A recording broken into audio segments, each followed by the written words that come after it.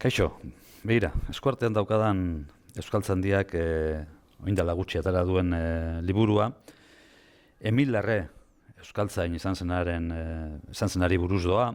Bueno, liburu hau zaran aurkeztu zen, irailean, Peio Jorajuria Euskaltzain urgazleak nolabait koordinatu eta prestatu du, eta Euskaltzainak bilduman, Euskaltzaindiak argitaratu du, herria astekariaren laguntzarekin, eta Euskararen erakunde publikoaren laguntzarekin. Halaber. Liburu honetan zer dago? Lehen bizi izan behar dana dago Emil Larreren kantu eta idazkien bilduma. 10 elizkantu daude jasoak, eta guztira 1980 eta 1980 bitartean idatzi zituen 100 artikulu, nola da, 100 editorial herria astekarian. Kontuan izan behar da, Emil Larre, Euskaltzain oso izateaz aparte, herria astekariko zuzendaria izan zala, 1979an hasi, eta 2003 arte. Gero horretaz aparte, bertsolaritzan aditua zan, jakina, bera pesa zan, eta Eliza kontuetan, eta Eliza kantetan, eta bar ere oso aditua, oso jakintza handia zeukan. Pilotan, adibidez ere, oso asko gustatzen zitzaion pilota. Horren adierazle da, liburua badituela hainbat hitzaurre. Eta hitzaurreak denetarikoak dira. Bere familiako loba batek egiten dio hitzaurre bat, bere alde humanoa edo goraipatuz.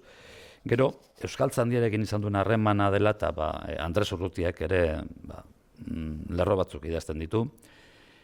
Kantuei buruz, lehen aipatu dut arestian, nola hainbat elizkantuta idatzi zituen, eta horren gora beran, Baigorriko, bere herriko koraleko jai alai uste du deitzen dela korala, zuzendariak idazten du, baina zuzendaria italiarra da, hemen daukat izena, Giovanni Prignelli.